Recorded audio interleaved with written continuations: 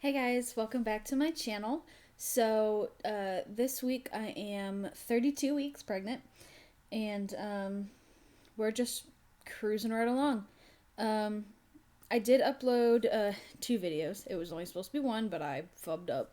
And about going to labor and delivery when I was 30 weeks and 6 days when I went. It was on New Year's Eve when I went to labor and delivery. So there was a little bit of a video kind of in between, but this is going to discuss the rest of it outside. So I'm not going to be discussing my labor and delivery story because I already talked about it, so we're not going to get into that here.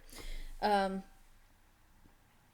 Everything has been very calm for the most part. Like a little bit after I went to labor and delivery, I did still have a few contractions, like here and there, and I do still have them from time to time, but they're more than Braxton Hicks, but they're less than like a real contraction, like a contraction, like the baby's coming. And it's usually for like less than an hour. So I'll have a couple in an hour and then they're done. Um, and from what I've gathered, I probably should have asked my doctor about it. I kind of forgot, but until like right this second. But I did hear supposedly that there is basically your body will have contractions, like real contractions, that can change your cervix. And it's the body's way of trying to get baby into the right position, I guess. And so you have these contractions for a little while, and it's like trying to get the baby into position. And if it's not working, then they stop. But they can change your cervix. And like I said, this is just something that I heard. I don't know how true it is, but that's what I'm going with. Sure. But I really haven't been having contractions since. I've had a few Braxton Hicks here and there, but definitely nothing on par with what sent me into labor and delivery in the first place. Um, so other than like the contractions, everything has been very chill, very calm. I haven't had heartburn in a week. I've been sleeping a little bit better. Although while I'm sleeping better, I'm still tired during the day. I still feel like for the most part, I could probably lay down and go to sleep.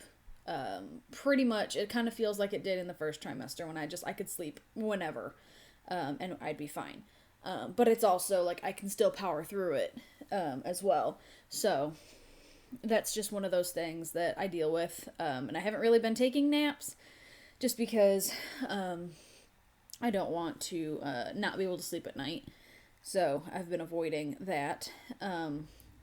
So being really tired, and I do have to pee a lot. Like I know, like I always have to pee a lot, but it's a little more, and that's because baby is he is head down, and so his head is kind of pushing on my bladder a little bit more. So I do have to get up and pee a lot in the middle of the night, especially because I'm trying really really hard to stay hydrated. Because when I was in labor and delivery, they told me that I was really dehydrated, and they exploded two veins of mine. And I still have bruises from it. Like, you can still see one of them. The other one you can't really see. Oh, yeah, you can. Yeah, so my nurse exploded two veins, and she said it was because I was dehydrated. So I've been trying very hard to stay well hydrated. I'm drinking, well, I'm supposed to drink 8 to 10 glasses, like 8 to 10 8-ounce glasses of water a day, which that is one water bottle is basically 2 glasses of water. So I'm drinking at least 4 a day, like minimum. So usually I'll drink like one in the morning before I go to work. I'll have one like with me at work to drink and kind of sip on throughout the day. I'll drink one on my break, and then I'll drink one like on my lunch and last break. And then I might come home and drink another one. So I'm trying really hard to stay very hydrated, but I'm trying to like have a cutoff where I don't drink a whole lot of water like before I go to bed in the effort to not have to pee all night long. It's not working, but a girl can try. So, and I feel like I can eat more. Like I'm hungry more often. So I don't know if that has something to do with him being head down. I don't know, because he hasn't dropped yet. So that's usually the thing that makes people like be able to breathe better and not have heartburn, and they can eat more, and they get their appetite back and whatever, is because baby drops and leaves, all the organs and stuff that are being smushed kind of get to breathe a little bit. But he hasn't dropped yet. So I don't know, maybe he's just moved enough that my stomach's not as crunched. But I definitely, I still can't eat a ton in one sitting. But I'm eating more throughout the day. I might eat a bigger snack on my first break, and then my lunch, and then another snack while I'm at work, versus I was doing that formula before, but it was a small snack and a small lunch and then a small snack. And I notice when I'm home, today I'm off work, I do snack a lot more throughout the day, and I do make myself a small thing. I had soup for lunch, and then I had a donut, and then I just had some ice cream. And, maybe later I'll make myself a grilled cheese sandwich or something, you know what I mean? So I'm still not eating, big meals, but I'm snacking a lot more, or I'm eating, a series of small meals, throughout the day. And I'm able to do that a lot more, than I was. I have gained, at this point in the pregnancy, 24 pounds, 25 pounds, somewhere in there. At this point, I've gained about 25 pounds, we'll say, which is still in the norm. For somebody who is of average weight, not super overweight, not super underweight, before they're pregnant, the recommendation is about 25 to 35 pounds of weight gain, through the whole pregnancy. And I'm at 32 weeks, and because my doctor's not going to let me go to 40, I'm only going to be allowed to go to 39. I have 6 weeks and 5 days. Is that? Hold on. 1, 2, 3, 4, 5, 6 weeks and 1, 2, 3, 4, 5, 6. No, that's not right. I don't know. 6 weeks and 5 days? This is gonna irritate me. How much longer do I have in this pregnancy? I have an app that tells me all sorts of things. Actually, I have 2 apps that tell me all sorts of things, that I look at on the daily, sometimes multiple times a day. Woohoo, it's a white screen. My phone's being there it goes. It's being super, super slow lately, but it's almost like it needs to update, but there's no update. So I don't know. So I'm 32 weeks and 2 days. Yeah, so 6 weeks and 5 days left, until February 25th, which is when I'll be exactly 39 weeks. And I assume as we get closer to that, if he's not showing any signs of coming, any more signs of coming, then we will probably schedule an induction. But until that point, I'm just using February 25th because that's 39 weeks. I am in process of trying to schedule my maternity leave. I have called the people that I have to talk to. They need to send me paperwork, basically. That's all that needs to happen. They need to send me paperwork that I fill out, and then I have my doctor fill out, and then I send it back. And then they tell me yay or nay, or what I'm approved for, or whatever.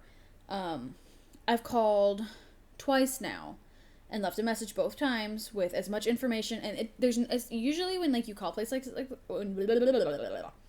try that again. Usually when you call places like this, it'll be leave a message with your name, number, blah, blah, blah, blah. And they list off the stuff you need to say. This just says leave a message. So I'm okay, I don't really know what information you need. So I was my name and which particular store I work at, and here's my employee number, this is my due date, here's my phone number, please call me back. And they haven't. So I called them, and then I called them 3 days later, and that was yesterday that I called them. So I still haven't heard back from them now, and it's Thursday. I called them yesterday, and I still haven't heard back from them. So I think the next time I call them, I'm just going to tell them what my address is on the phone when I leave them a message, because all they have to do is send me the fucking paperwork. That's all that needs to happen. And I have to have it, I need to give them the notice, 30 days in advance, if I know when I'm going to need to be gone. And because it's such a, weird, I could go sooner. I don't know exactly when I'm going to be out of work. They set it where your maternity leave starts on your due date.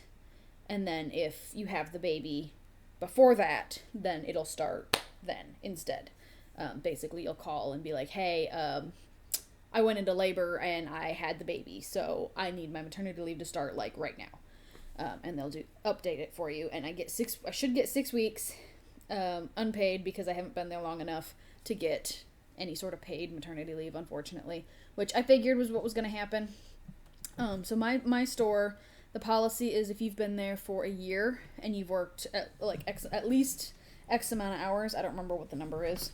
I've only been there for 4 months, so I wasn't planning on working there at all. But if you have worked there for at least a year and have X amount of hours in that time frame, you are eligible for 60% of your average pay. Which it may not be a lot, but hey, it's something. Whereas I've only been there for 4 months, so I'm probably not going to be eligible for any kind of pay for my leave. Basically, it's just going to be an unpaid leave for 6 weeks. So, other than that, I went to the doctor yesterday, and it was we were doing the ultrasound, the growth ultrasound, because we're doing that every 4 weeks, because I have a marginal cord insertion, which just means that my umbilical cord is not in the right spot, and it can cause a low birth weight, and it can cause heart rate issues. So every 4 weeks I have an ultrasound. This happened to be my ultrasound.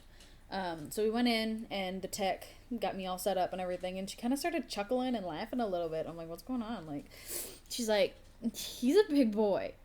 And I don't have the ultrasound to, like, show you, but straight up, my son in this ultrasound has a double chin. Like, he has got a very distinct double chin and a full head of hair. She was pointing all that stuff out. She's like, look at his little double chin, and oh, look at all that hair. So he's got a full head of hair, he's got a double chin, and there's one picture in the ultrasound where he's like turned facing the wand or whatever, like however, and he's like, so he's got like these big old lips and a big old nose and a double chin. I'm like, oh my god, my baby's chubby. He's a little chubby monkey. So I'm 32 weeks pregnant. And he is measuring 2 weeks ahead. So basically, he is measuring as if I was 34 weeks pregnant.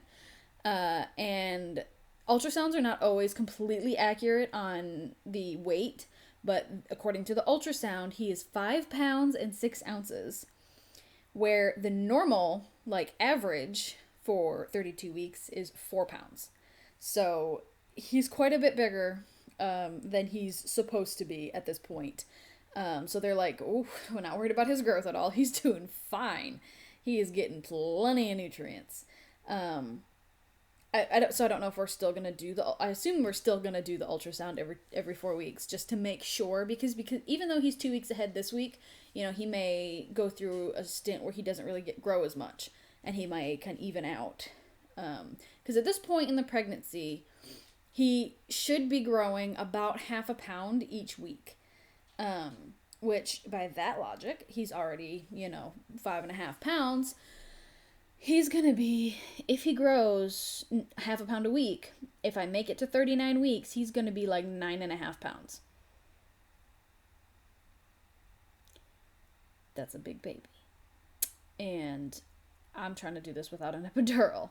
So we'll see how things go. But so I think, like I said, they're still probably going to do the ultrasound just to make sure he's continuing to grow, because, if he stops growing for a long period of time, it's not that big of a deal. If he slows down and then, picks it back up, if he doesn't grow a whole lot for the next 2 weeks, and then when I go to my next ultrasound, he's measuring at about 34 weeks. no, at that point I'd be 36 weeks. It's every 4 weeks. If he's measuring at that point more like he's on par with 36 weeks, like that's not a big deal. It's just if he starts getting too far behind, that's when they'd probably start to worry. If he was like a couple of weeks behind in size, then they may decide to induce me sooner, in order to, get him, because that means if he's behind, then that means that there's a higher chance that he's not getting enough nutrients from the placenta. So at that point, they would decide we need to take him to make sure that he is getting what he needs. But my doctor said that even though he is measuring big, and even though, if you didn't watch the labor and delivery video, I am dilated to a 1 at this point, which is a little bit unusual, but I could also stay at a 1 until 39 weeks. Or I could be, a 4 tomorrow. It's really hard to say. And they're not going to continue to check because they typically don't do cervix checks until like at least 35 or 36 weeks. Like probably minimum, but a lot of places won't do it until you're like 37, 38 because it doesn't tell you a whole hell of a lot, because you can be dilated but not, like your cervix can be dilated but not thinned out, or your cervix can be thinned out but not dilated, or you could stay, like I said, you could stay dilated. I'm at 32 weeks right now and I'm at a 1. I could still be at a 1 at 38 weeks. Or by that point, I could be in active labor and ready to push out a kid. So it doesn't tell you a whole lot. So there's a lot of practitioners who won't check regularly unless you ask. And because I'm so early, it's kind of unnecessary at this point. Unless I'm showing any other signs that, baby might be coming, they're probably not going to check me. Plus, they checked me 3 times when I was 30 weeks and 6 days, and that's a lot. And another reason that they don't usually check your cervix when you're, earlier on, A, is because you're likely not going to be dilated, or you're not going to be dilated very much. And B, because checking the cervix can increase your risk of infection, as well as potentially kickstart your labor. And when you're like 32 weeks, they're like, we don't really want to kickstart your labor because you need to keep that bun in the oven a little bit longer. It needs to cook a little longer. And so that's kind of where we're at right now. Is it's just like a waiting game, see what happens. Go about my business. I'm not on bed rest. I'm not told I can't work. Basically it's just be careful, which is what I've been told for the whole pregnancy, like because of the marginal cord insertion, like I was told, just be a little careful, a little bit more careful than maybe you normally would be. Even being pregnant, like be a little bit more careful than that. So like when you are pregnant, you're going to be a little more careful than you normally would be. I need to be a little more careful than that. Just to make sure we don't want anything happening to my little bean. And everybody at work is super good about it. Like if there's something heavy, even like in my vicinity, they're like, don't touch it. I will be right there. And they'll come move it for me. So I haven't had to pick up anything heavy in months. It's great. It's gonna suck when I have to start picking that crap up again.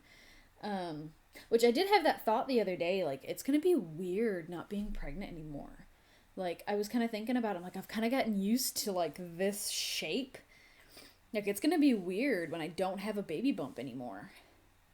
And I also wonder, like, it's not a big deal, I don't care particularly, but I wonder, because I've only gained, 20-something pounds, like, am I going to go right back to, like, pre-pregnancy weight, or is it going to take a while? Like, because I know everybody's different. Some women snap back immediately. Some women it takes a while. So I just curious. And I do plan to try to breastfeed, which I know a lot of people say when you breastfeed, you tend to lose weight faster, because I guess you're using up, like, extra calories and stuff. So we'll have to wait and see how that goes. But other than that, like at the doctor's appointment, that was really it. Oh, well, that's a lie. I do also have to go twice a week, every week, until told otherwise, or until I have my baby, to do non-stress tests. So I have to go every Wednesday at 11 and every Saturday at 10. And basically what a non-stress test is is you go to labor and delivery, and they hook you up in a room, and they put 2 monitors on your stomach. So there's one that monitors the baby's heart rate and everything going on with the baby, and then there's one that monitors, like, if you're having contractions or anything like that, and then they put a blood pressure cuff on you. And you lay there in the bed for 20 minutes to an hour, and they just monitor, and they make sure everything looks good. And if it does, you get to go home, and if it doesn't, they do something about it. I don't know. So I had to go to my first one yesterday after my appointment. And like I said, I have to do it twice a week, every single week. So that's going to be real boring. I don't want to do it.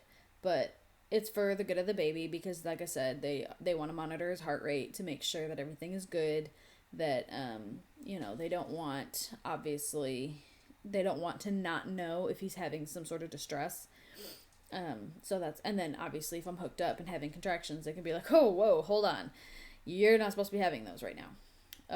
And then they could give me a shot to stop the contractions if that's what they so choose to do. So I have to do that.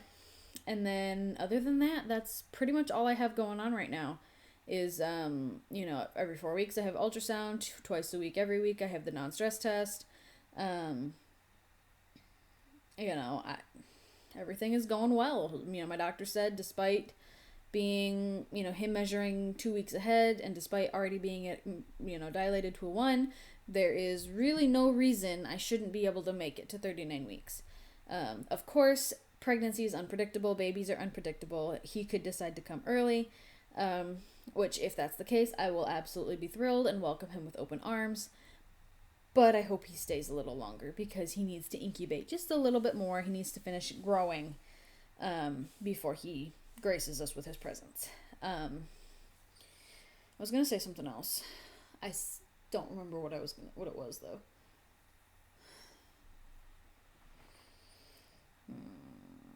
Oh, that's what it was.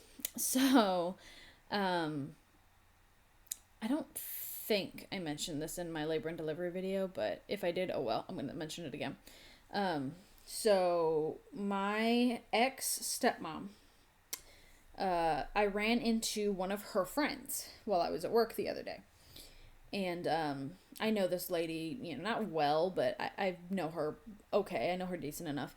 And so she stopped me to ask me how the pregnancy's going and everything. And I was like, oh, well, I was actually in the hospital on New Year's Eve having contractions and I'm dilated to a 1. And she's like, oh my gosh. And she considers herself to be a bit of a psychic.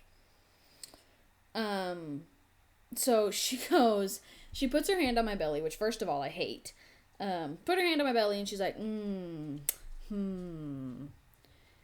you're going to have him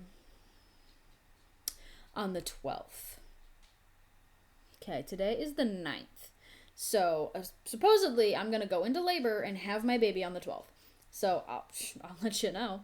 And I told her that, too. I was like, yeah, well, I'll let you know if that happens.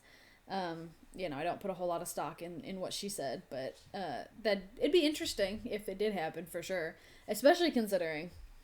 This is just what I thought was funny about the whole situation, is that I've had in 33 weeks has been, stuck in my head, pretty much this whole pregnancy, that's when he was going to be born, which is more than likely probably just nerves on my part, because I had a dream about it, that I had him at 33 weeks, but the 12th is exactly 1 day before 33 weeks. So, if I have him on the 12th, that's pretty freaking funny.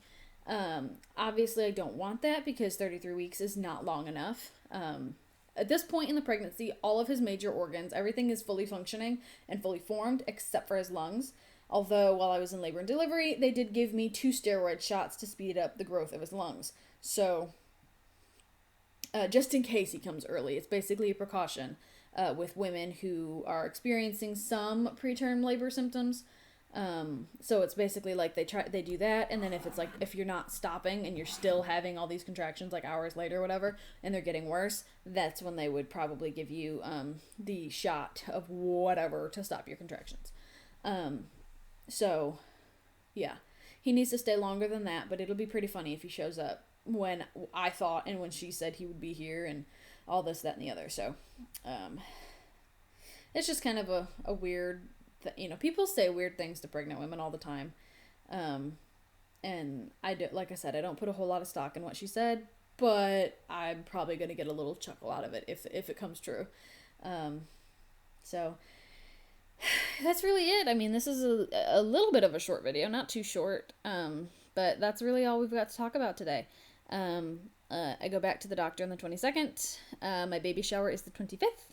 I did do maternity photos yesterday. I'm supposed to be getting the pictures sent to me today. It was a friend did them. It wasn't like professional or anything. A friend did them, so she was going to kind of edit a couple of them and send them to me, and then let me just edit the rest however I wanted to do it. So she's supposed to be sending those to me at some point today. So I can't wait, because like she showed a couple of them to me like on the camera, and a few of them look really, really good. It's hard to tell though on like the little tiny screen. So I'm excited to get those and get those printed out. And I'm super excited for the baby shower that's coming up. And I'm just super excited in general. Like, I can't wait for this baby. I cannot wait to be mom. And then go from there.